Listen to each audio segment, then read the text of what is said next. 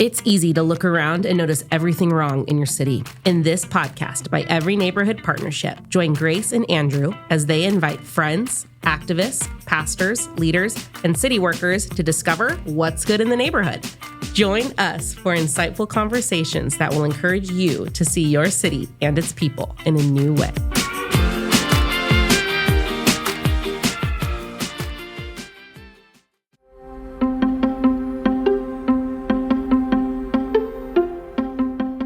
Well, welcome to What's Good in the Neighborhood on this second part in our A Good Neighbor series. We have a topic around empowering your neighbor. This is with Ivan Paz and Karl Gurney. They are both staff members here at Every Neighborhood Partnership. And we don't talk a ton about their program because we think so much of what they do is empowering. They have a long history of community development. Ivan here at EMP and prior places, he is a community developer. He is really a community organizer in the best sense of the word. He is a professor, so you get Professor Ivan, but a man of many passions and talents. And then Karl Gurney as well. He has an urban planning background and has spent a lot of time thinking about Fresno and his own story in that. In our episode, we talk about what are the mental models, what are the ways in which empowerment happens, and how do you move somebody from powerlessness to an empowered state. And so we talk about, the value of trust, of storytelling, and really what is possible when folks begin to recognize they can change their neighborhood. And so really lively conversation. I really enjoyed it, and I know you will as well.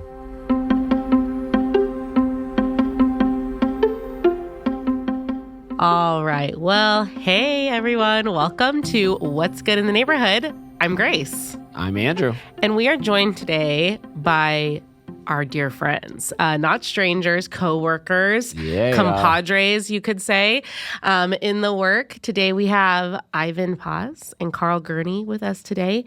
And we're talking about, we're in our series, Be a Good Neighbor, and all the implications of that, and how that intersects with our work here, too, at Every Neighborhood Partnership.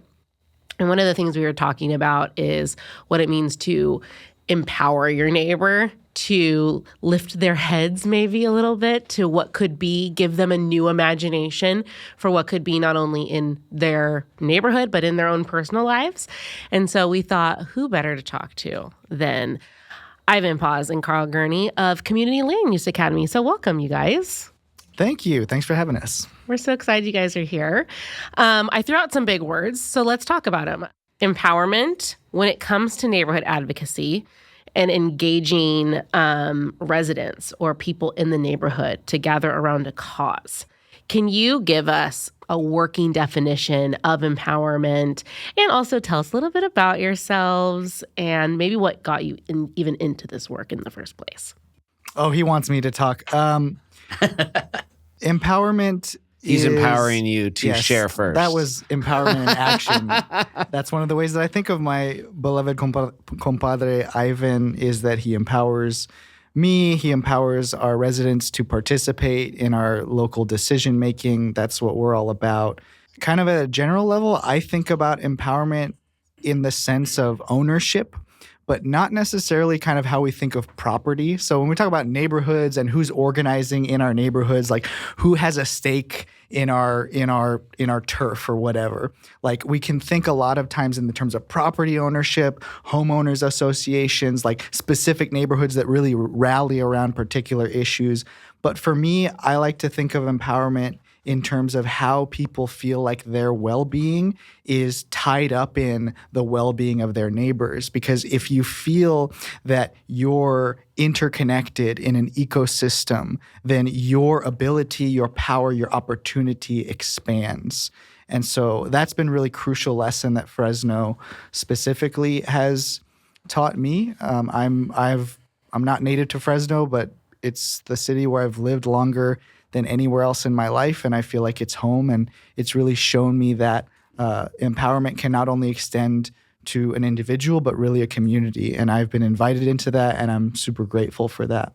So I hear in that, Karl, just a little bit of your journey that somebody has done that for you, that like you were invited to feel like you are part of the Fresno ecosystem, your voice matters, you get to share, and your own empowerment has come from somebody saying, hey, Karl, you have a voice. You have something to share here. Absolutely. And that guy's sitting right next to me. He's one of the people who did that for me. Don't get me wrong. We're part of a broader community. A lot of people who you've had and hosted on your podcast have been a part of that journey as well. People who I really look up to and kind of see very much as leaders in that journey. But Ivan himself has a lot of experience in that, and I'm really grateful how he's shown me what that looks like on an interpersonal level. Wow, thank you guys.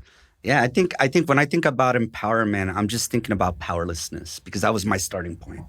So powerlessness, and not just social disempowerment, like the experience of that, but like everybody, no matter what class, what race, gender, whatever, everybody experiences in some point in their life a level of powerlessness. My career is really rooted in empowerment of communities, particularly in the area of community development. But I have had the privilege of working in different spaces, and I think my personal mission statement is really wrapped around empowering people. And so let's talk about powerlessness. What does that mean? Powerlessness is when you don't feel like you have agency, like you don't feel like you can have any type of impact, any type of say-so, any type of leadership, or even any type of influence. In some cases, it's extreme, where it's been violently taken away from you. And in other spaces, it's been structurally taken away from you. And then even, I'm very rooted in my culture, but there are some things that my culture does that really strips people. And it's not structural, and it's not like community related. But there's some things that even culture strips people of that agency that they want to accomplish.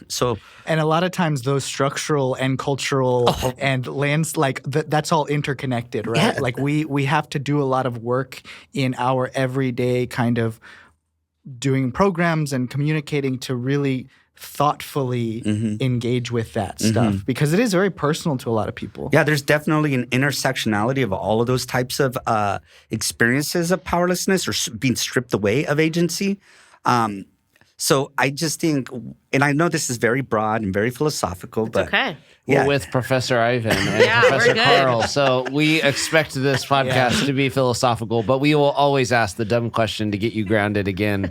But just imagine somebody, regardless of their space or their particular social location, think of them being stripped, or even in your own stories, being stripped of agency, that you want to do something, but you firmly believe you can't.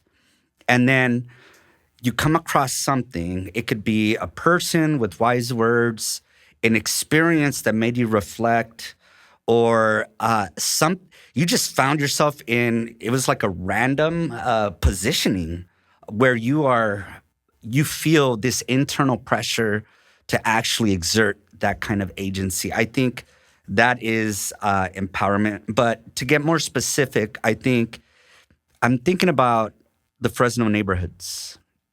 And so there is a lot of beautiful diversity. There are a lot of people that are coming to this country and settling in a lot of our neighborhoods in Fresno. And a lot of folks have come from traumatized countries, right? And this has happened, by the way, since Fresno started, as a city, this is our all the way back to the 1870s, like that has been a part of the fabric of our neighborhoods. And as a foreigner, first of all, there's that first layer. So you were mentioning intersectionality there. There's that first layer of like, I am a foreigner. I am not a citizen here. And then secondly, there's like, more than likely, they have to start from scratch, and if you're in Fresno, usually some of the most transient neighborhoods, which is like a starting point for immigrants, are Central Fresno, Southwest, Southeast, and that is a starting point. And there is a pattern. People are like, the more north you move, that means the more progress you've made, right? Which I won't get into now, but still, meet them at that starting point with all of these stigmas and all of these fears, and then there's this sort of not a lot of faith in the structures that be. A lot of that is trauma. A lot of it is other stuff. But just picture that. And then imagine them coming across somebody who speaks life into them, inspiration into them, or invites them to some type of meeting. They get involved. And then fast forward, 2 years or 3 years. And then you see them leading, right? That's what I see empowerment look like. It's somebody who at first was not able to crash against this invisible wall, but now they're easily teaching other people how to crash against their invisible walls.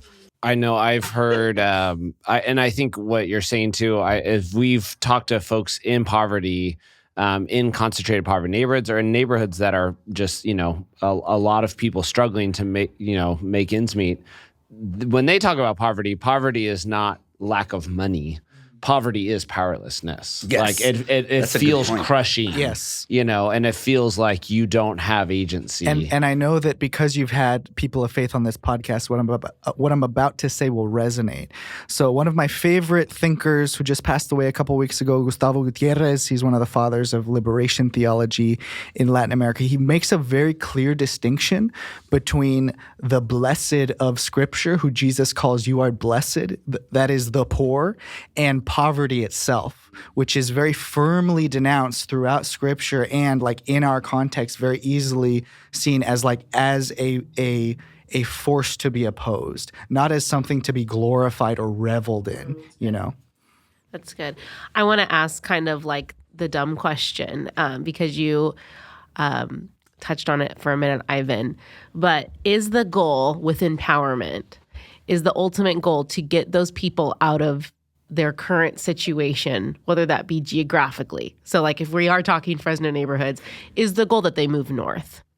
Or is the goal you mentioned empowerment, like caring about your space and your place and then giving back to the residents? Like what would you say to that question? Because I think a lot of people would consider empowerment to be you economically move up and change and leave what you came from behind. Yeah, I think it's both. I think on one hand, there's what I want to see. And on the other hand, there's what they're trying to accomplish. I'll give you an example from 701 United, which is a mixed martial arts ministry program that I started. It's now under Youth for Christ.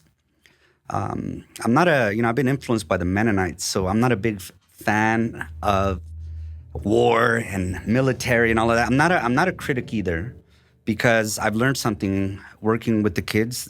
They're mostly teenagers. The majority of my diehard leader kids that came out of that program that learned martial arts ended up becoming career military, military career folk. And I used to be like, dang, I wish I could just pump them, like just pipeline them into jobs or college or a career. But there's something about the military that resonated with them. And then now, like, there's one young man named Ronnie. I really love this kid. I miss him. But he's a military Marine. And he's climbing up these ranks. And for him, he is very proud of that. His family's very proud of that. And so I say that's empowerment. And it's empowerment that he has achieved. And I'm very proud of him. On the other hand, in that definition, you're kind of using empowerment to talk about choice. Like people have the freedom to choose the future and the path that they want to choose. Well, I'm not putting his life out there, but if you knew where he came from, where he grew up, and the challenges that he and his family have faced, I'm pretty certain that where he's at now, him and his family can both sit back and say, he has attained the agency that he wants, or he was, and who knows, 30 years later, what he's going to be doing, he's going to be mentoring or something else. On the other hand, the neighborhood stuff, like for me, I'm all about transforming neighborhoods, making sure neighborhoods are characterized by equity, that everybody has not only that self-empowerment, but also a collective version of that empowerment where they can say, we have, what Ronnie says about himself, that they can say about themselves as a community. So, some neighborhoods have a lot of blight. Some neighborhoods have a lot of tent communities around them. There's a lot of, some have gangs, some have drugs. How do you get a community to reach that collective level where they can say, we have done this, we are proud of ourselves? Why does it matter to anyone who lives in a neighborhood or notices property or land being misused or underutilized when it comes to transforming neighborhoods? Why, if I live in that neighborhood, why does it matter? And is it my responsibility if I see something that's being misused or blighted or abandoned? What does that look like? I mean, on one level, there are pretty straightforward kind of resources that are available, like code enforcement. In Fresno, we have the Fresgo app where we can report stuff like Ivan mentioned the blight, right? So if we have properties that are really kind of falling apart and they're not safe, we want to make sure that we take care of them. And on the other hand, back to kind of Ivan's statement about equity, it's that we kind of look beyond the individualized parcelization of our neighborhood, saying that this property is the problem, this space or tent encampment, these guys on the corner are the problem, and really thinking about what does this place have and how is that serving the people who live here in a way that we can justly compare with other parts of our city in terms of health outcomes, in terms of food access, in terms of available businesses and resources, like that kind of stuff. Once we start kind of looking at that level between neighborhoods, as opposed to kind of this very particular, I don't like this street. And don't get me wrong, issues of safety and issues of kind of particular chronic things that Fresno deals with associated with where we are in terms of the economy of California puts us in terms of the types of people who are going to be living here, the workforce that we have, the types of educational, academic, et cetera. But on the other hand, comparing that to how there are very clear historical lines that are drawn between certain neighborhoods that have those resources for everybody, regardless of where exactly you live, and those neighborhoods that don't, and why they don't. And so then the question becomes, how can I look at these particular properties as kind of indicators, almost so in environmental science, we talk about indicators in terms of how can we tell if this ecosystem is healthy or not? And so then this property, these particular encampments, they become indicators. And then there are particular ways that we can respond to them. But it's always got to be a we, because you can't just address one indicator individually. It's good. Going back to saying, hey, I want to empower folks. You don't walk up to somebody and say, be empowered, be blessed, right? You can say it, but at least in my observation, it's a process and it's a journey.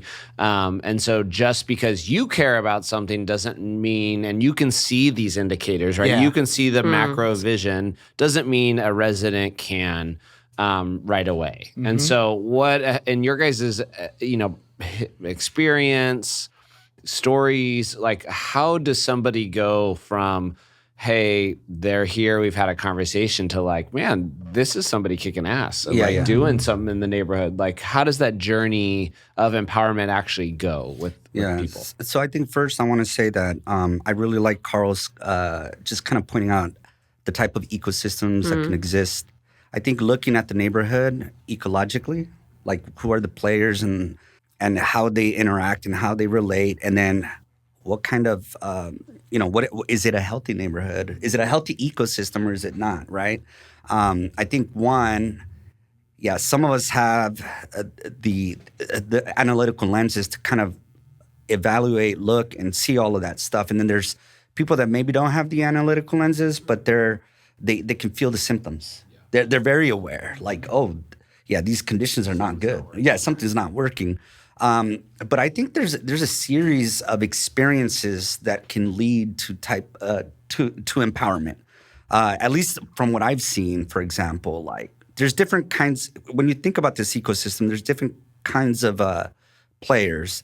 Let's take one. Let's take the undocumented folks that live in the community. First of all, they're wrestling through those stigmas that I mentioned earlier. But then there's also, and when you look at just patterns of colonization. You realize that there's an expertise in oppressing people with those systems. And really, it gets to the point of obliterating identity and then all the way to like leaving them in ignorance. So if you're a foreigner, an undocumented person, you're fed certain myths, like you have absolutely no rights, right? So there's those kind of myths. And that disempowers. That goes back to powerlessness, right? They resort to this state of powerlessness and survival, straight up survival. But then they learn how to read, right? It's a very practical thing, right? Like, how do you read, right? And then eventually, what are your rights? And then eventually it's like, wait, there's all these lines on a map surrounding my neighborhood. Why are the conditions within these boundaries different from the conditions in these? Maybe, if you know North Fresno, it tends to be looked at as a healthy area and wealthy area. But then why is it so different? Why are the conditions so different than over there? So then you start. One thing last night actually we were doing a session with CLUA para nosotros, which is a Spanish version of our land use economy that's really tailored towards our immigrant brothers and sisters. There was a comment that I made, and I could see someone who's a homeowner light up. I said, "You may think that you're undocumented." That being undocumented means you have no power.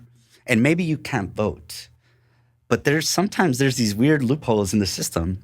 If you own land and you're undocumented, you have a lot of influence. So there's this experience there. Now they're like, whoa, I didn't know that. But they're becoming aware.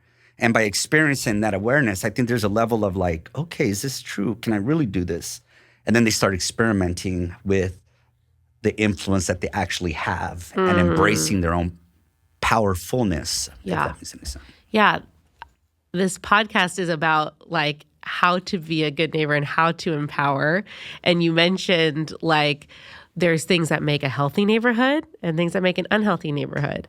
I think that you probably have almost like a different filter on your glasses of like, oh, those are actually the ingredients of a healthy neighborhood. Mm-hmm. Or I see all the players. Mm-hmm. Or maybe somebody else who doesn't have those lenses on our glasses would go, that just looks like a broken, impoverished neighborhood.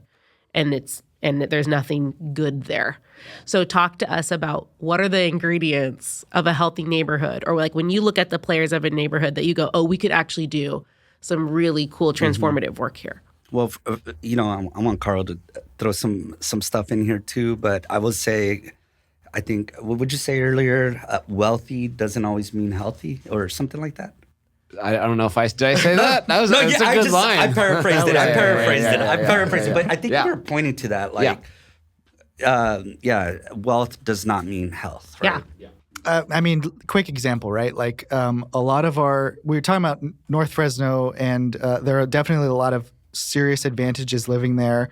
The maps that we look at, that we use all the time in terms of community health, in terms of poverty, there's one side of the map that's green and there's another side that's not. But there are trade-offs in living in certain parts of the city that were developed specifically, for example, without the assumption that people are going to be walking places. That is a type of behavior that has been decided for about the past 70-ish years. That is preferable. That once you've achieved that level of success in socioeconomic, et cetera, then you are expected to drive. And we're going to start designing communities around this. Fresno is not unique to this. Every major city in the country is like this, and that's why every major city's spread patterns kind of look the same. See our Dan Zach episode. Exactly. Yes. Exactly what Dan was talking about, that Fresno experiences these patterns in and of themselves. But what that means is that a lot of our neighborhoods that are kind of within what we call the historic fabric, meaning the part of the city that was really active before automobiles became the principal source of transportation, those neighborhoods may or may not be the most economically prosperous, but they are actually physically and behaviorally set up to achieve better health outcomes for the people who live there. Wow. Thank you for that. And I want to kind of share more concretely. I want to juxtapose my neighborhood with maybe like the American dream version of what a healthy neighborhood looks like. So yeah, you go to North Fresno, great people, amazing, also a lot of diversity. It could use more maybe, but but you have there's folks that have the house, they have the property, they have a washer and a dryer, they have everything they need, but they don't know their neighbor. They go to church, they have raised healthy kids, but they don't have a collective association with each other, right? Now you go to my neighborhood, like, yeah, there's no trees on the sidewalk. It's a little more like collectively conscious. People are in the front porches. Sure, there's a fight here and there, whatever. But people will come out, intervene. But one of the coolest example, I had some folks over and they thought it was just so gnarly. I have a neighbor across the street who always has her security camera facing my house. So whenever there's something, she calls me. I've had people knock on my door trying to sell security stuff. Like, hey, do you know that this is a high crime neighborhood? I'm like, yeah, but it's also like very collectively intertwined, right? And my neighbor has got me on the camera. Yes, so it's like I don't need a security. I probably shouldn't say that in public, but but then she feeds. There's like this encampment of houseless folks on the Highway 41, that's just down the street. It creates a teat in my neighborhood. And, well, they're starting to clamp down on them, so you don't see them as much. But there's a few folks that literally do gardening for her, and now they're doing gardening for other neighbors. And I've had situations, this happened to me 3 times. Someone breaks into one of my guests' cars, or in one case, they stole my niece's bike from my property. So I know the youngsters who grew up in 701, there's a few of them that are not doing the best. So they sell drugs, and they sell them to the people in the tent community. So like I go over there and I'm like, hey man, someone stole my bike, whatever. In one day, they are able to recover it and bring it back. So when we talk about a healthy neighborhood, I'm like, how do you define healthiness? Being isolated, not knowing anybody, having to leave a box, jump in a box to drive to another box to get your food across town and then drive, or is this kind of relational connection and interdependence more healthy? Well, it depends on what you prioritize most, because it's safety and security and comfort, right? But what you just described is not safe, nor is it comfortable, right? For most people that haven't, you know what I'm saying? So it depends on what your highest priority is and what your definition of safety and security is. That is good. Yeah. One of the things I've noticed, and I think as we've started to diagnose too, and this maybe even goes before, and I think it's just so inherent to what you all do, and just I think even a little bit about the work, how EMP goes about our work, but how do you create trust and connection just with the people you're trying to meet and the people you're because I think even in the story that you shared about, say, an undocumented resident who now starts to wake up their consciousness, why do they trust you? Like, how do you help them understand their own story? Like, I think those are steps that I realized, that's kind of the secret sauce maybe of what you do and what we do, is that like safety and trust have to be there, but like, how do you actually get them to buy into it doesn't always happen right away. And sometimes you are straight up viewed as kind of an elite educator or knowledge, guru or whatever. And people put up with that to some extent. But I think of an example last week where a resident in one of our workshops, I was explaining something related to our programming, and the resident kind of very directly said, and I appreciated the directness of the question, but basically the gist of the question was like, whose side are you on? Like, oh yeah. So Ivan remembers what I'm talking about. Like the question being, whose side are you on? Because I was talking about our role as it relates to the process of participating in local decision making and how land use is something that's open to all residents. So, and particularly in the context of things like housing being built and, facilities for children, whether playgrounds or school facilities being upgraded, et cetera. So in other words, the question is like, are you for us or are you for these people who just kind of want to make the money? And a lot of our residents are used to, for lack of a better term, propaganda from people who are either trying to make money or public offices who kind of legislatively are required to hold hearings. And so no matter who shows up, they have to do it. So it's kind of a perfunctory way to shuffle people through. Unfortunately, a lot of our political talk. Yeah, exactly. People are talking. used to that kind of and it approach. sounds like their voice is being used. Exactly. And people as opposed to listened to. People are sensitive to that. Like they can tell when you're talking to people like that. I don't think this was a fault of ours in terms of our approach so much as like, oh yeah, we need to remind everyone like what our purpose is, that we are here to be advocates for your learning, not advocates for particular policies or particular things. Like our assumption is that people know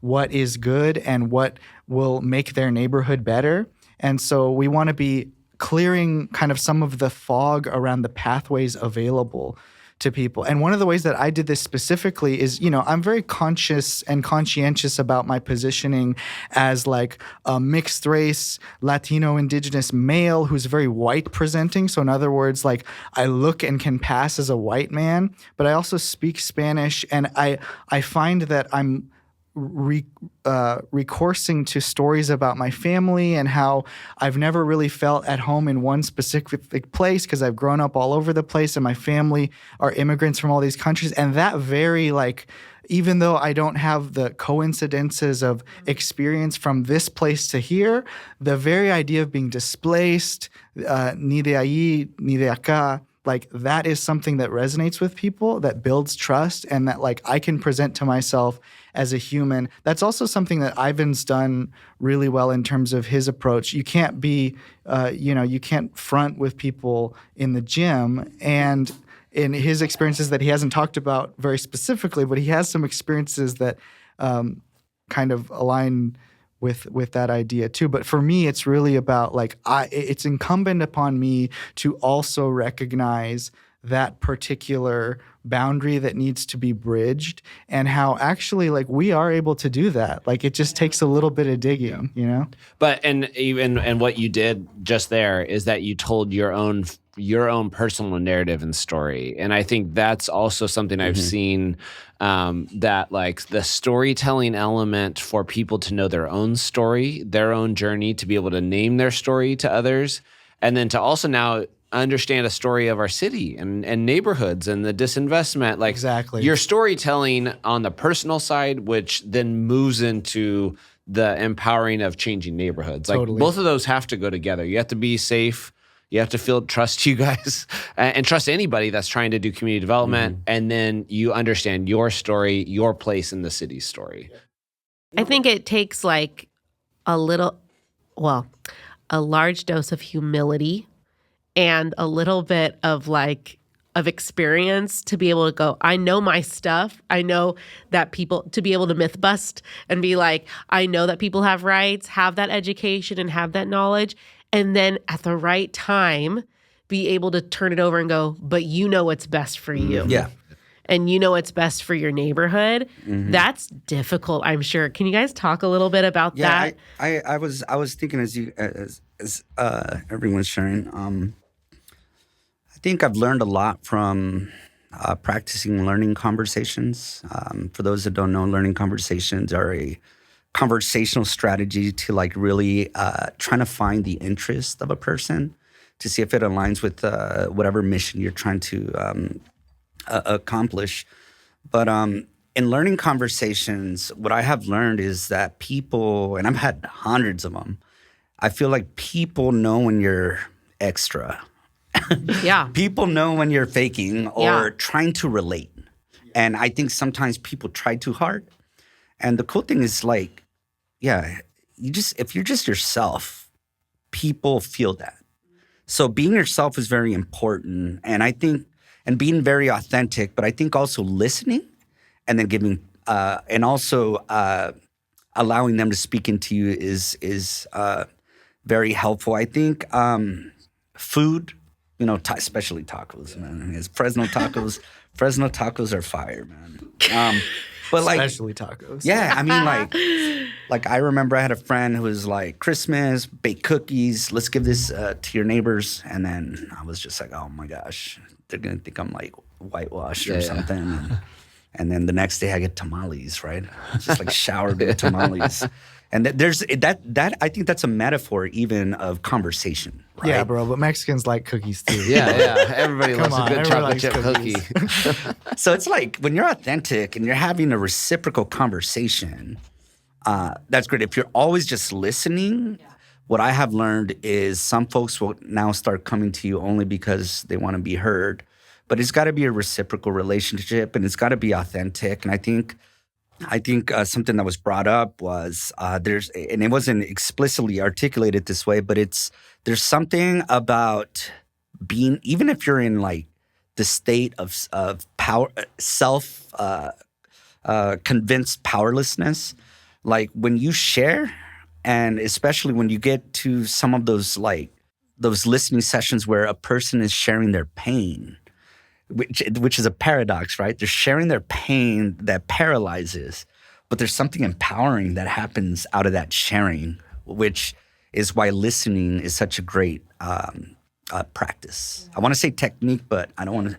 It's a practice. Yeah. It should be authentic and real. Yes. Well, I even just want to name in you, like what I've seen is you don't allow, you named it like self-induced, like powerlessness. Yeah. You don't let your people stay there ever. No. It's depressing. And we would be completely incompetent if we did. Like, we would be bad at our jobs. Yeah. Yeah. So good. I want to imagine for a moment with you, and also talk to us about like the hopeful realities that you've seen of what you guys are doing. What's possible when a group of residents in a neighborhood, for example, decide like, yeah, you know what? Like, let's do this thing. Like let's make change. What happens? Yeah, I think for me, it's like, so in my neighborhood, I've done stuff, and I've done stuff in other neighborhoods, but I feel like people are, in terms of getting involved, I wait for, catalytic moments is what I call them. So, because people naturally are so busy, especially in, with work and all kinds of stuff. So family life. So getting involved in the neighborhood is not necessarily the primary thing people want to get involved with. But what I do is I stay in conversation with a few people, and I know my neighbors. I keep those relationships, not necessarily because it's about strategies for community change. It's just because I am in a neighborhood and I have an identity and I am known. So I maintain those. But then when something bad happens, that's usually when people rise up. Yeah. And I wish it wasn't that way, but you have to kind of keep sight of that. So like you can canvass a neighborhood that hasn't experienced any kind of like major issue, and you're going to get a lot of no's. But if you wait and then something happens and then you knock on those doors, people want to, and there's a time frame too. Like if you wait too long, people get, they default back on, complicit, so I wait for those moments, and then when it happens, I kind of rally the troops and then build momentum off of that. That's the simple version of it. I got a perfect example. I live in a historic neighborhood, so one of those neighborhoods everybody can walk, and built in the 20s. The dream watching my neighborhood work together is like, I wish every neighborhood had this sense of empowerment. So, we have a highly educated neighborhood, very diverse, but highly educated. These few people know they have a voice, and they know people in power, right? They know how to organize. I have lawyers, former city planners, historians, professors, right? That's the type of folks in this neighborhood. And so we've had a series of, we live close to a kind of a nightlife tower area. And so a lot of drunk drivers blasting through our neighborhood at 2 a.m. Like one family has 4 kids. They just drove straight into their chimney. Luckily, the chimney was there, or else they would have gone straight through the house. And so just brutal, like a lot of issues. And so 2 people there's 4 streets that make up this neighborhood. 2 people from each street formed a committee. They did a 6-month process of documenting. They did 4 focus groups of the neighborhood, hosted at different neighborhoods, collected a lot of information of different stories of almost accidents, because only things that get reported are full accidents, right? So here are almost accidents. Here are things we've noticed. Here are what other neighborhoods in our city and other cities do. So they had a proposal. They invited the council member out there. They had the city traffic guy come out, right? They then put together a plan, and now we're going to get roundabouts. We have bumpers or speed bumps coming in, collected signatures. I mean, we have a whole neighborhood plan now, a safety neighborhood plan that is really thought out. It's well articulated, and now they're getting funding from the city to put in 2 roundabouts in our neighborhood. And it's like, I love that for my neighborhood. I would love that for our whole city, right? That same sense that like we can organize, our voices matter, and we know how to get stuff done. Because I mean, that is great. That is what is right. Not every neighborhood is connected or has that same value for each other, or that they know that they could do that. Well, I was going to say, I feel like that requires like this isn't right, and I deserve better. Yes. And we hope that it doesn't just take these like near tragedies for that to happen. I mean, I'm thinking about Jackson as well, where something happened and the neighbors in that neighborhood had to organize around it. And I mean, ultimately, this is getting into questions about like what is the best vision for transport, and what resources is the city even capable of supplying at this point. Every city's a little bit different. Fresno, we're lucky enough to know some of the people who work in these various departments, but it's only a certain amount of people, right? And so it does really take that story, Andrew, that you're sharing. Like, it does take people mobilizing. And I think not just like every neighborhood would mobilize around traffic safety, but around anything, right? About anything. Yeah, Exactly. Yeah. But that's a great example of how that particular issue is connected to the well-being of the whole neighborhood. So I love that. Yeah. One thing that comes to my mind is like, not everybody's in tune with what's happening or plans that are being, developed for the city. But I think of like one thing that has worked with my work has been keeping one foot in that ecosystem of players that are really involved in like some citywide initiative. So I think of like the Fresno Opportunity Corridor, for example, which is an initiative to really revitalize in a healthy way without triggering gentrification or actually protecting our hardworking families, but revitalizing Blackstone, Kings Canyon, California. So there's a lot of funding that is being organized. There's a lot of investors that are being organized. There's a lot of plans that are being developed. But then in the neighborhoods that are connected to these corridors, you have neighborhoods that, are categorized as neighborhoods of concentrated poverty or whatnot. Yeah. And so a lot of the residents there, they feel the symptoms of the unhealthiness of the area, but they may not understand the initiative. Just because of disconnect. I'm sure if they connected, they would understand it well. But they're more concerned about immediate things often. So it'd be like, a stop sign or whatever. I think of, there's a neighborhood, Gurney's Park neighborhood, which is behind Walmart on Blackstone. When I was working there, I was trying to figure out how to get residents to really capitalize on this initiative for Blackstone and connect their place-based efforts to it, because it can be done, especially with these initiatives. If they get neighborhoods involved, why wouldn't they want to have a symbiotic relationship, right? So as I was doing learning conversations, I had already understood the necessity for a catalytic moment. And it's sad that I have to wait for that. But there was a situation where there was a shooting. The driver drove out of the neighborhood, hit the median, and then crashed into Chase Bank, which is right there on Ashland and Blackstone. And when that happened, I was like, okay, catalytic moment. Start talking to people. I ended up having a meeting with the apartment owners, which were mostly white managers of apartment complexes. The dominant gang was a black gang. And what they were, apparently there was a lot of shootings related around drugs and stuff like that, and some prostitution stuff. And it got so bad that this particular gang, African-American gang, started facilitating basketball games. And out of pocket, they bought 2 barbecue grills, and they were grilling hot dogs for the children. So they were doing that out there. And Granny's Park at the time didn't have the playground. It was just a basketball court and a big grass, old yellow grass. It was terrible. And I was in this trailer with, Pastor Tom Sims. He allowed me to use this trailer. And I had the apartment managers there, and we're looking out. They're out there. They weren't facilitating anymore. They were done. And as I was talking with the apartment managers, they're like, yeah, there's all this crime. There's all this stuff and all of that. And I asked, all right, we have brainstormed some stuff. Is there anybody else that needs to be in this meeting? And I think most people felt like, no, this is good. We got the power people, right? The managers. But then one of the ladies there, she's a good friend now. She goes, I think the guys out there need to be in here.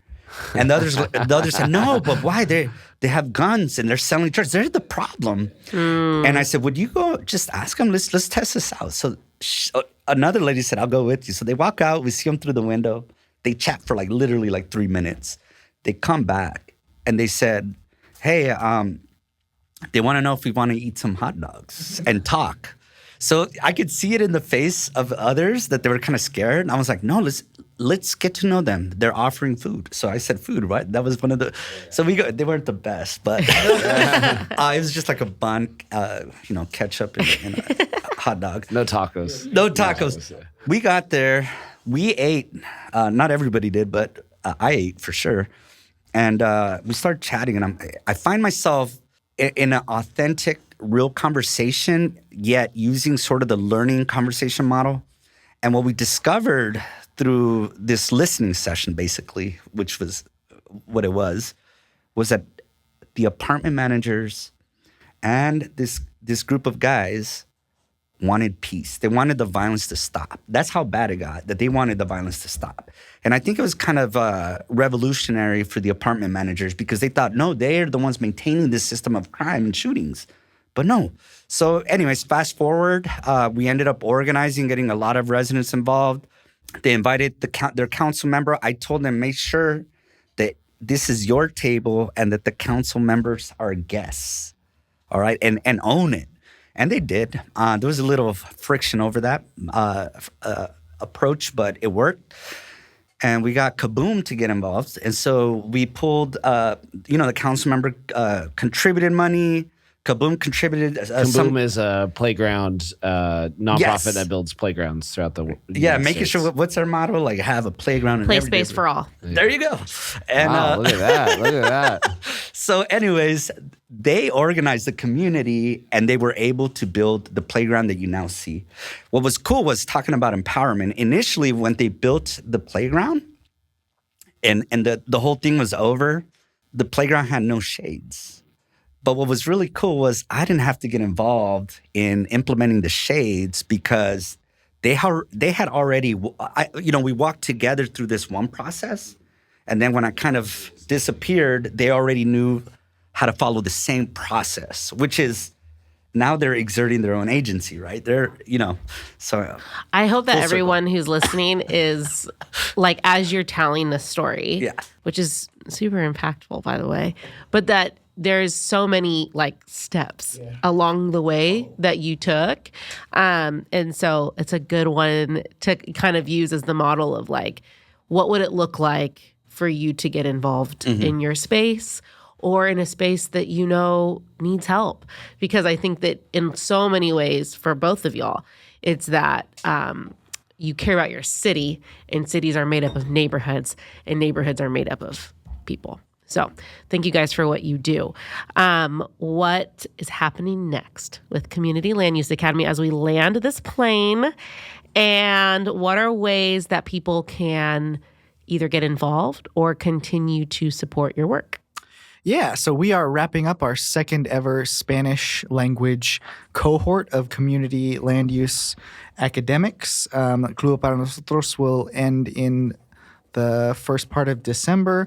We'll kind of take a little break for the holidays, and then we'll be up and running in January, and that with probably some more targeted specific programming, and then in March and April with another one of our boot camps for English speakers. So boot camps are what we do, kind of general education around community involvement stuff. And we're talking specifically about really setting our sights on our communities in Southwest Fresno to give kind of good focus and attention to the specific things that they're dealing with. Anything else to add? Yeah, and also the processes to actually on-ramp themselves into effective ways of making the neighborhoods what they want to see. Yeah. I talked earlier about how health is kind of relative, right? But at the same time, yeah, we find some of these, like, what I considered healthy relationships that don't involve wealth or material stuff. But sometimes we need that too, right? And the way we arrange space really either impacts the community negatively or positively. In the story I shared with this particular group in Granny's Park, the neighborhood really was in need, and it's still in need, of reconfiguring. There's all these like buildings surrounding it. So it's like a neighborhood trapped in the middle of a bunch of like warehouses. So it's easy. And the way the designs of those buildings, there's no windows facing the community. So like it's an alley. It's a neighborhood in an alley. But how we arrange space is important. I think participating in the rearrangement of space is where people sometimes discover their own empowerment. And that's why we're committed to that. Yeah, I've been really impressed, impacted, and I think what you all are doing, we were talking earlier about glasses or imagination. You are opening mental models, new ways of thinking about neighborhoods, about somebody's role in shaping neighborhoods. So if you're interested, like, come check out, join one of our boot camps, one of our academies, because this is really, really thoughtful, proactive stuff to figure out what is your role in your own neighborhood or in our city's transformation. And just, huge props to you all for designing, a curriculum and a process that I think is really thoughtful. Huge props to Kresge for funding it. Just keep up the good works. I know on our website, everyneighborhood.org/CLUA, if you want to learn more about our Community Land Use Academy, you can do it there. And I have a feeling this will not be the last time we have y'all on the podcast. So we'll see you next time. Thank you all. Thanks so much. Thank you very much. Thanks for tuning in. If you want to find out more about EMP, you can visit us at everyneighborhood.org or follow us at EMP Fresno. Every Neighborhood Partnership and this podcast exists to activate, equip, mobilize, and transform here in Fresno and beyond. If you liked what you've heard, please share and review what's good in the neighborhood wherever you listen. We'll see you next time.